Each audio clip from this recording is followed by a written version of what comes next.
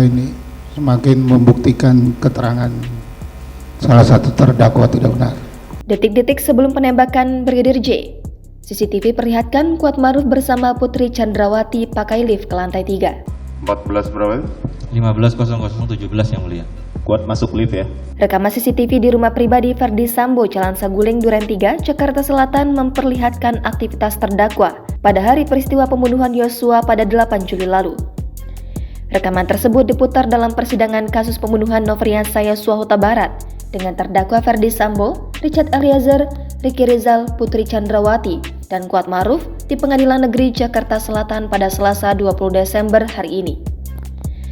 Rekaman CCTV di rumah pribadi Ferdi Sambo, Jalan Saguling, Duren 3, Jakarta Selatan juga memperlihatkan terdakwa Richard Eliezer atau Baradae membawa senjata laras panjang saat tiba dari perjalanan Magelang, Jawa Tengah menuju Jakarta pada 8 Juli lalu. Saat itu, saksi ahli dari Digital Forensik Mabes Polri, Heri Priyanto, memutar isi rekaman CCTV di rumah Saguling, Jakarta Selatan. Dari rekaman CCTV itu, terlihat Putri Chandrawati tiba di rumah tersebut dengan Kuatmaruf dan Susi yang berada di belakangnya. Kemudian, terlihat Yosua datang membawa tas ransel berwarna hitam dengan pakaian kaos putih dan celana jeans berwarna biru. Tak lama setelah Yosua keluar kembali, Richard masuk dengan membawa barang yang diidentifikasikan sebagai senjata laras panjang. Kemudian pemutaran video dilanjutkan untuk mengidentifikasi kembali kegiatan para terdakwa setelah tiba dari perjalanan Magelang menuju Jakarta. Saat itu, saksi ahli dari Digital Forensik Mabes Polri, Heri Priyanto, memutar isi rekaman CCTV di rumah Saguling yang menyorot bagian depan lift. Awalnya, CCTV memperlihatkan Ferdi Sambo tiba di rumah Saguling dan menaiki lift menuju lantai 3. Kemudian, Putri Chandrawati terlihat tiba di rumah Saguling dari perjalanan Magelang, Jakarta dan melakukan tes PCR. Waktu CCTV saat itu ditulis pukul 15.00 waktu Indonesia Barat. Setelah melakukan tes PCR, Putri Chandrawati terlihat naik lift bersama Kuatmaruf. Indikator lantai lift menunjukkan kedua terdakwa itu menuju ke lantai 3, tempat yang sama yang didapatkan Ferdi Sambo. 3 menit berselang, Kuatmaruf kemudian turun ke lantai 1 menggunakan tangga di samping lift. CCTV tersebut juga mengungkap terdakwa Ricky Rizal juga naik ke lantai 3 menggunakan lift dan turun pukul 15.53 waktu Indonesia Barat waktu CCTV.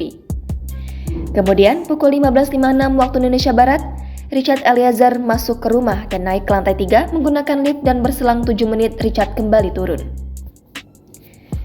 Setelah itu, Putri kemudian terlihat turun menggunakan lift pukul 16.21 waktu Indonesia Barat, waktu CCTV. Putri dengan membawa tas besar biru dan tas jinjing berwarna coklat. 5 menit berselang, Ferdi Sambo terlihat turun dari lantai 3 menggunakan lift bersama dengan anjing pudel berwarna putih.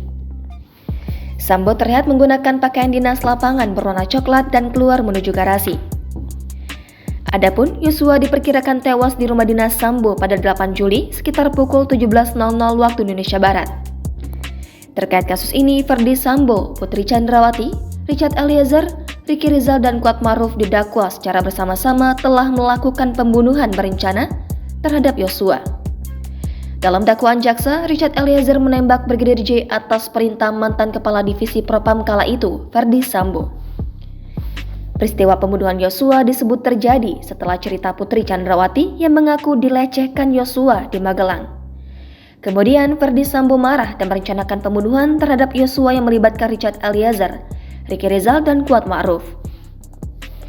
Akhirnya, Yosua tewas di rumah dinas Sambo di Kompleks Polri Duren 3, Jakarta Selatan pada 8 Juli lalu.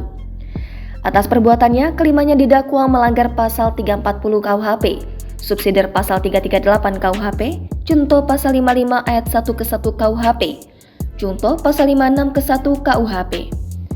Khusus Sambo, jaksa juga mendakwa SKD Propam itu terlibat obstruction of justice atau perintangan penyidikan pengusutan kasus kematian Yosua. Ia dijerat dengan pasal 49 junto pasal 33 subsidiar pasal 48 ayat 1 junto pasal 32 ayat 1 Undang-Undang ITE nomor 19 tahun 2016 dan atau pasal 233 KUHP subsidiar pasal 221 ayat 1 kedua junto pasal 55 KUHP. Jangan lupa subscribe, share, komen, dan like ya.